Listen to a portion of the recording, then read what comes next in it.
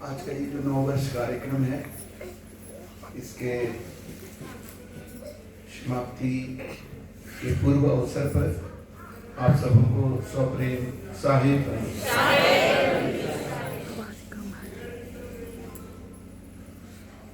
कई बार लोग कथावाचक लोग कथा करते हैं और ग्रंथों की बातों को विद्वता पूर्वक प्रदर्शित किया जाता है। उसके तुलना में हम लोग का जो सत्संग कार्यक्रम होता है, इसको आंकने का प्रयास करते हैं। कभी कोई संख्या से इसको आंकना चाहता है, कभी कोई इसमें शामिल लोगों का शिक्षा का स्तर, आर्थिक स्तर, सामाजिक स्तर, उससे आंकने का प्रयास करता है। लेकिन मैं कई बार कहता हूं कि कुआं का मेढक कभी समुद्र के लंबाई चौड़ाई और गहराई को आंक ही नहीं सकता। यहां पर तो बोलने वाला एक एक जो महापुरुष हैं, महापुरुष बोल रहे हैं तो उसमें महिलाएं भी हैं जी। उनका आंसू जितना बोलता है उतना तो कोई शब्द ग्रंथ नहीं बोल सकेगा। हम उनके बातों का क्या बताएं, उनके आंसू में उतना शक्ति है कि जिसके दिल में वो भाव होगा, उन आंसुओं की धार में सत्य के मार्ग पर कहां निकल जाएगा पता नहीं चलेगा। ये सत्संग है। एक बार हमने अपने गुरुदेव से कहा था कि गुरुदेव, सत्संग के बारे में कैसे लोगों को बताया जाए।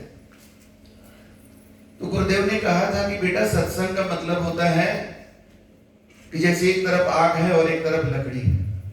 विज्ञान कहता है कि लकड़ी जो है ऊष्मा का कुचालक है। लकड़ी ऊष्मा और विद्युत दोनों का कुचालक होता है। लेकिन उस लकड़ी को जब आग के संगत में डाल दिया जाता है तो कुछ समय बाद वो लकड़ी भी जलने लगता है, आग बन जाता है।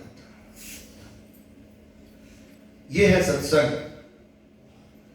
इस सत्संग वो होता है जहां जाकर के, जिस संगत को पा करके रत्नाकर वाल्मीकि बन जाता है, अंगुलीमाल डाकू बौद्ध बन जाता है, बौद्ध भिक्षु बन जाता है।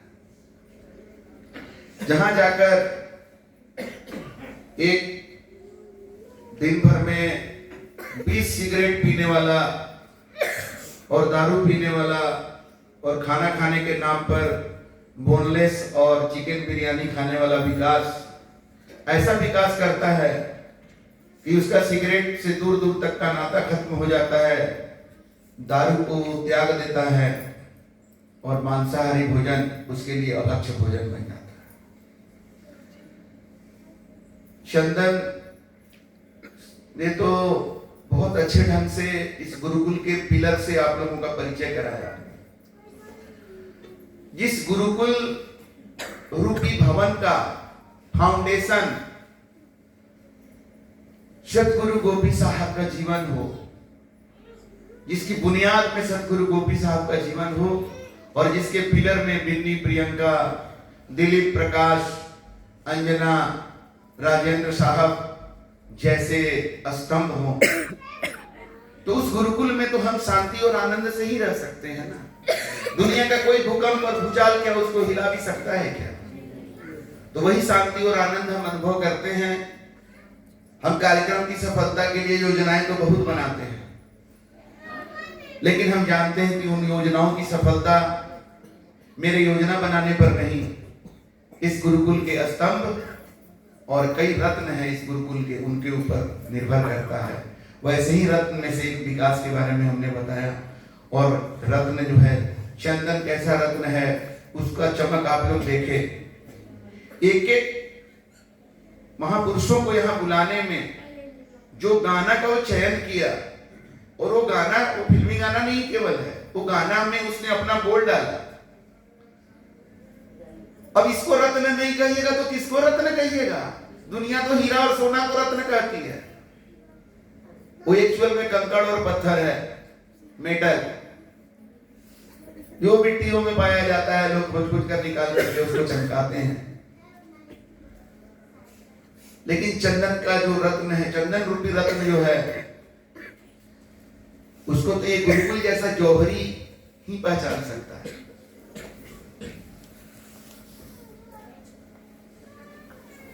अब सत्संग का मतलब देखिए क्या होता है।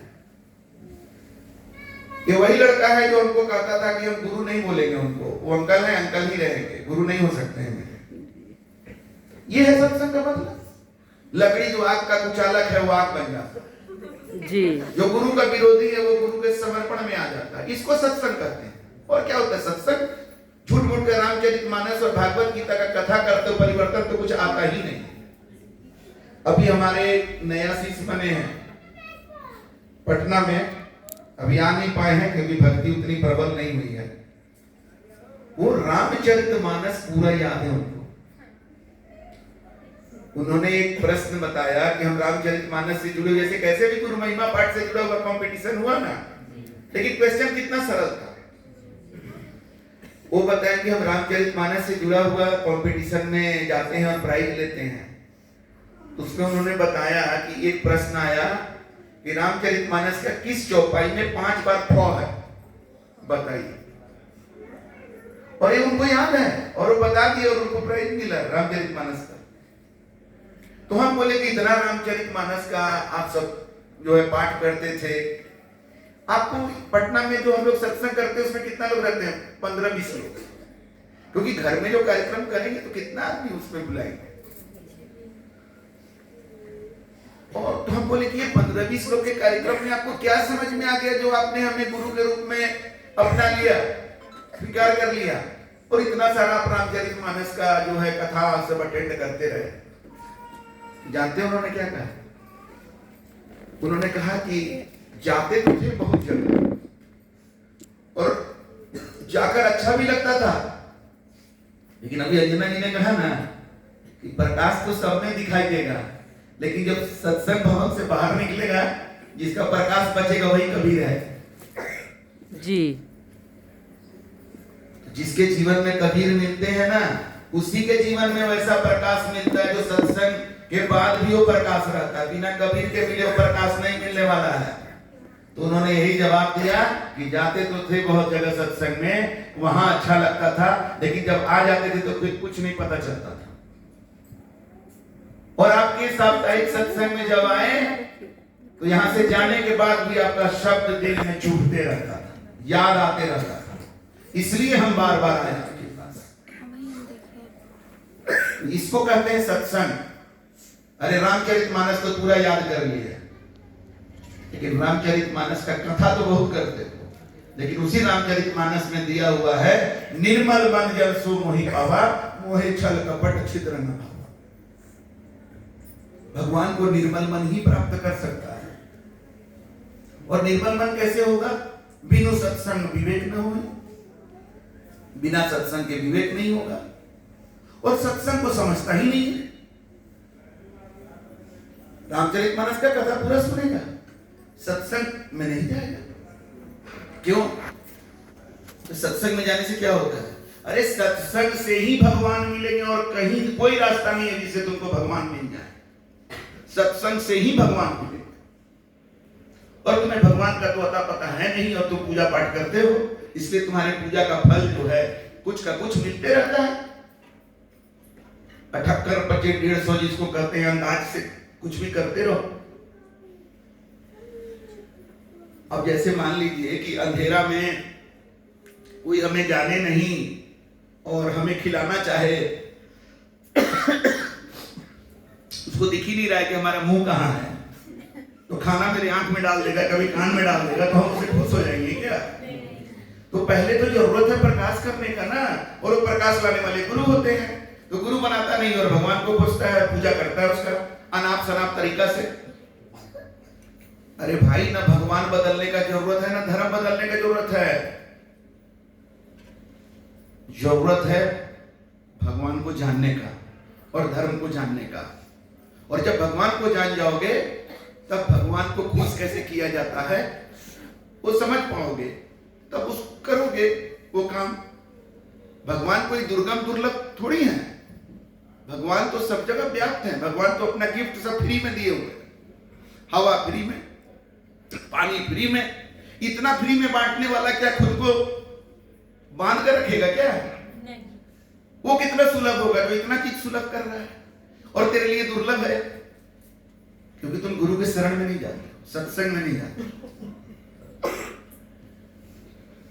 तो परमात्मा तो सहजता से मिल जाएंगे, और जब मिल जाएंगे तो प्रसन्न भी सहजता से हो जाएंगे, क्योंकि हम जिन चीजों को महत्वपूर्ण समझते हैं, जमीन, घर, रिश्ते नाते, बैंक बैलेंस, पद, उन चीजों को परमात्मा का कोई फर्क पड़ने का नहीं है।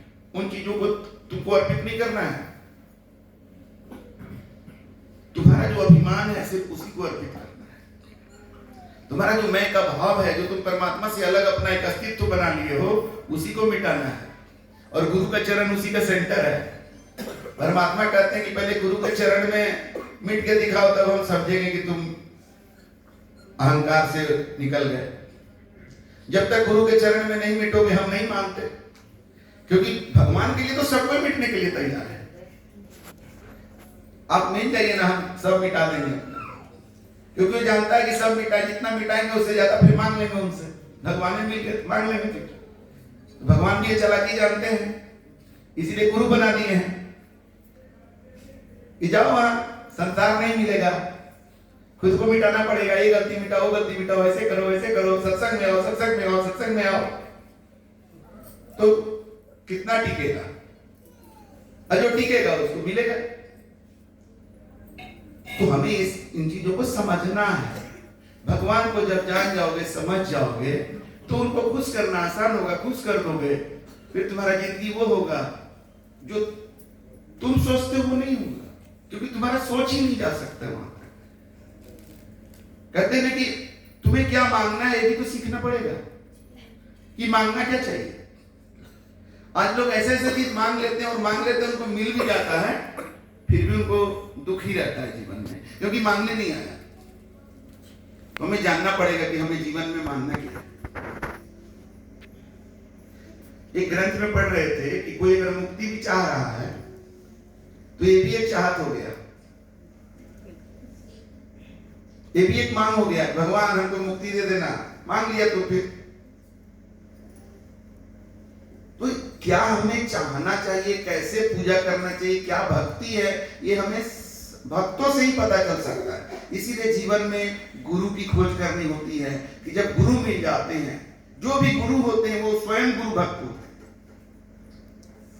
सदगुरु गोपी साहब की भक्ति का हम क्या बताएं, उनके गुरु भक्ति के बारे में। उनको गुरु जी का शरीर छोड़े जब 17-18 साल बीत चुका था, तब भी एक बार उनके बारे में बात करते थे और आंख आंसू से भर जाता था। हमको लगता था कि क्या ऐसा इनको मिला है अपने गुरु से, भाई इतना पुराना बात हो गया, फिर भी बात करते हैं तो आंख में आंसू ऐसे भर जाता है, कितना प्रेम मिला है। ऐसे गुरु भक्त वो है। जो गुरु होते हैं वो गुरु भक्त होते हैं, और गुरु भक्त के हृदय में ही परमात्मा प्रकट होते हैं। तो जब तक जीवन में सही गुरु नहीं मिलेंगे, तो गुरु भक्ति क्या होता है जानोगे ही नहीं, तो गुरु भक्ति करोगे क्या और भगवान मिलेंगे क्या। तो सत्संग को और गुरु की महिमा को जानना होगा, जीवन में अपनाना होगा, वही रास्ता से परमात्मा मिलेंगे। आप सत्संग में लोगों को बुलाइए तो अधिकतर लोग नहीं आएंगे, और वही लोगों को कोई कहता है कि सत्यनारायण भगवान का कथा है, प्रसाद खाने आइएगा, तो उसमें चला जाता है। और उसमें भी कथा सुनने नहीं जाता है, कोई इंतजार करता है कि पूजा कब खत्म होगा और प्रसाद लेंगे। और प्रसाद भी क्यों लेना चाहता है? इसलिए नहीं कि प्रसाद खा के उसका बहुत कुछ हो जाएगा। ये बुलाए हैं, इनके यहाँ हम नहीं आएंगे तो फिर ये मेरे यहाँ नहीं आएंगे। इसके तो इस तरह से पूजा का मतलब नहीं पता है, भक्ति का मतलब पता नहीं, तो रिजल्ट क्या आएगा। तो सच्ची पूजा जो है सत्संग है, सच्ची भक्ति सत्संग है, और सच्चा माध्यम गुरु है। इसी माध्यम से हमारा कल्याण होगा। इस बात को, और इस गुरुकुल का यही सीख है। तो इस गुरुकुल के पिलर से आप लोग मिले। रत्न के बारे में हमने बताया, बहुत सारे रत्न हैं, उसमें से एक रत्न हमारा आयुष भी है, परी भी है। अब देखिए, बड़ा से बड़ा भजन गायक जो है ना, हम लोग पैसा से बुला सकते हैं, बुलाते भी हैं, बराबरी कर लेगा इन लोग का नहीं कर सकते। क्योंकि ये जब गुरु के लिए गाता है तो गुरु भक्ति के साथ गाता है। कोई गुरु के लिए सुर और लय और ताल के साथ गा सकता है, गुरु भक्ति कहां से लाएगा? नहीं। तो गुरु भक्ता मातम सोई वाके हृदय रहो समोई। जो गुरु भक्त होता है वो परमात्मा को प्रिय होता है, क्योंकि परमात्मा गुरु को बनाई है परीक्षा लेने के लिए कि गुरु से जो प्रेम कर लिया असली प्रेमी वही है। क्योंकि गुरु के पास देने के लिए क्या है? परमात्मा और कुछ नहीं। हरि से मत कर हेत हरिजन से कर हेत, हरि मिले मार मलुक देते हैं, हरिजन मिले हरि ही देते हैं। हरिजन के पास क्या होता है? कुछ नहीं, सिर्फ हरि होते हैं उनके पास, तो क्या देंगे? अरे माल मलिक तो भगवान मिलते हैं तो देते हैं। जैसे सुदामा को कृष्ण मिले तो कितना कुछ दे दिए, लेकिन मीरा को संत रविदास मिले तो संत रविदास धन दौलत थोड़ी दिया मीरा भाई को। क्या दिए? चमड़ा जिस पानी में फुलाते हैं ना, वो एक चुल्लू दिए। और मीरा भाई देख करके सोच रही है, चमड़ा जिसमें फुलाया हुआ है वो पानी ये हम पी सकते हैं क्या? तुरंत याद आया कि भगवान कृष्ण भेजे हैं संत रविदास के पास, यूं ही नहीं भेजे होंगे। तुरंत पी गई और पीते ही मीराबाई सत स्वरूप हो गई। तो संतों के पास, सतगुरु के पास ये सब चीज होता है। और कृष्ण भगवान से सुदामा मिले तो क्या मिला? घर, बिल्डिंग, बंगला। तो हरि मिले माल मलुक देते हैं, भगवान मिल जाएंगे तो तुम्हें माल मलुक दे देंगे। हरिजन मिले, संत मिल गए, सतगुरु मिले, हरि ही देते हैं, हरि ही दे देंगे, क्योंकि उनके पास हरि ही है और कुछ नहीं है। राम मिलन के वास्ते जो तू खड़ा उदास, साधु संगति साध लो, राम उन्हीं के पास। अभी लाखों लोग अयोध्या जा रहे हैं राम जी को खोजने, उधर से निकलते तो बड़ा आनंद में बोलते हैं दर्शन हो गया। किसका दर्शन हुआ? अरे मूर्ति का दर्शन करके आए हो। सोचो, अगर मूर्ति के दर्शन से इतना आनंद है तो सही में राम का दर्शन हो जाएगा तो कितना आनंद आएगा। सोचो और खोजो तो कहां मिलेंगे राम? साधु के संगत में। यही तो सत्संग का आनंद है, क्योंकि यहाँ राम मिलते हैं। तो चलिए, हम सब बड़े सौभाग्यशाली हैं। इस अखिल ब्रह्मांड में हम लोग कुछ वैसे लोगों में से हैं जो सतगुरु को पहचान सके। एक भजन है, जिन सतगुरु पहचाना नहीं, तीनों ही लोक में ठिकाना नहीं, कहीं ठिकाना नहीं मिल जाता। और एक भजन है, सतगुरु से मिलने का सत्संग ही बहाना है। ये तो एक बहाना है। सत्संग के नाम पर हम लोग आए तो सब हम लोग मिल रहे हैं कि नहीं मिल रहे हैं? और सतगुरु कहाँ है? हम सब में तो है। चंदन जब चुन करके गाना प्रस्तुत कर रहा था तो हमें तो परमात्मा साक्षात दर्शन मिल रहा था।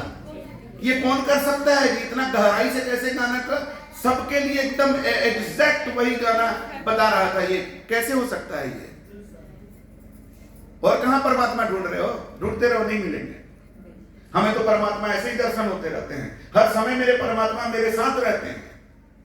और कहता है परमात्मा मिल नहीं रहे, भगवान मिल नहीं रहे, कहां मिलेंगे? कैसा खोज रहे हो भगवान तुम? चार हाथ वाला खोज रहे हो ना, कभी नहीं मिलेंगे, क्योंकि चार हाथ है ही नहीं भगवान का। वो जैसे हम लोग का तो हाथ है, वैसे उनका भी है। खोजते रहो चार हाथ वाला, 4 मुंडी 5 मुंडी 10 मुंडी खोजते रहो, नहीं मिलेंगे। जिन ढूंढा तीन पाइयां गहरे पानी बैठ, जो गौरा डूबन डरा रहा किनारे बैठ। परमात्मा को खोज रहे हो तो गुरु के वाणी के गहराई के पानी में उतरो, तुम्हें परमात्मा मिल जाए। चलकर तो देखो।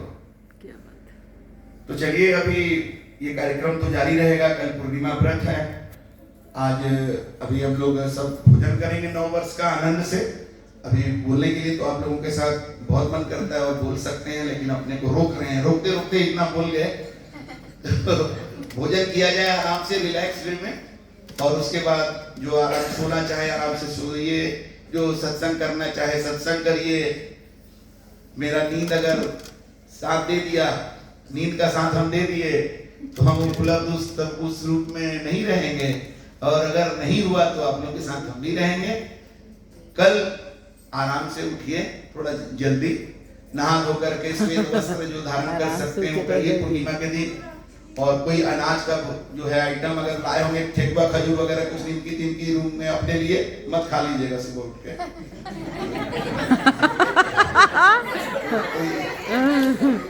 अनाज का आइटम मत खाइएगा, बिस्किट बिस्किट अगर रखे होंगे इमरजेंसी के लिए सब जमा कर दीजिए।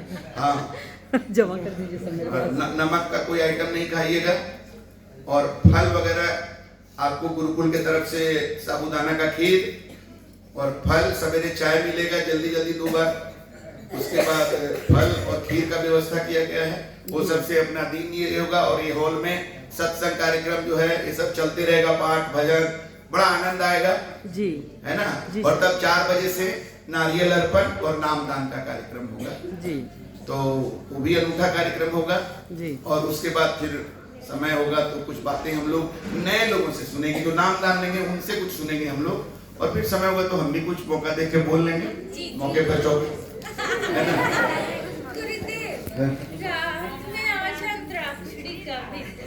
हाँ हाँ हाँ हो सकता है तो प्रॉमिस तो नहीं कर रहे हैं, आज रात में अंतराक्षरी हम लोग खेल सकते हैं। जैसे क्विज में मजा आया ना, अंतराक्षरी में क्या रहेगा, दोहा, चौपाई, साखी, ये सब रहेगा ग्रंथों का, ठीक है। तो कुछ लोग का थोड़ा मन छोटा हो जा रहा है, तो थोड़ा अंतराक्षरी जब और एडवांस स्टेज में चला जाएगा तो थोड़ा समय के लिए लास्ट में फिल्मी गीत रखा जाएगा चंदन जी के अनुसार। तो बढ़िया सिलेक्शन करके फिल्मी गीत गा सकते हैं जी, क्योंकि हमें तो फिल्मी गीत में भी भजन ही नजर आता है। क्योंकि प्रेमी और प्रेमिका का जो रिश्ता है वही रिश्ता तो शिष्य और गुरु का है और वही रिश्ता भक्त और भगवान का है। तो हालांकि हर फिल्मी गीत जो है मीनिंगफुल नहीं होता है, इसलिए हम सारे के बारे में तो नहीं बोल सकते हैं, लेकिन मेरे प्लेलिस्ट में बहुत सारा फिल्मी गीत है जो हम बहुत पसंद करते हैं और हम सुनते हैं। और हमारे गुरुदेव भी फिल्मी गानों से बहुत उदाहरण भी दिया करते थे और सिनेमा के वो भी बड़े शौकीन थे। हम उतना तो नहीं है, लेकिन हम भी देख लेते हैं सिनेमा, बहुत सिनेमा देखते तो हैं। गुरुदेव कहा करते थे कि सिनेमा का मतलब होता है सीने माँ। सीने माँ मतलब सीना में, मतलब हृदय में, दिल में जो चीज है उसको बाहर निकाल करके सिनेमा बनाने वाले रख देते हैं। क्या बात है ना जी। तो सिनेमा को गलत चीज मत सोचिएगा, हालांकि उसमें मसाला थोड़ा डाला हुआ रहता है, मार्केटिंग है वो, लेकिन आप लोग सिनेमा देखिए तो फेर में रहिए कि इसमें थीम क्या है इसका, तो आपको मिलेगा। हम तो जितना भी मूवी देखते हैं हमको बहुत थीम उसमें से मिलता है जीवन का। तो थोड़ा फिल्मी गीत का भी थोड़े समय के लिए करेंगे, क्योंकि ज्यादा समय करने से ना कुछ लोग फिर ज्यादा फिर फिल्मी होने लग जाते हैं। तो ये बड़ा आनंद आएगा। आज अगर अंतराक्षरी नहीं हो पाया तो कोशिश करेंगे कल, आज का भी प्रयास रहेगा। तो और कुछ कहना है क्या आप लोग बताइए, तो आप लोग की तरफ से बोल ही देंगे, है ना।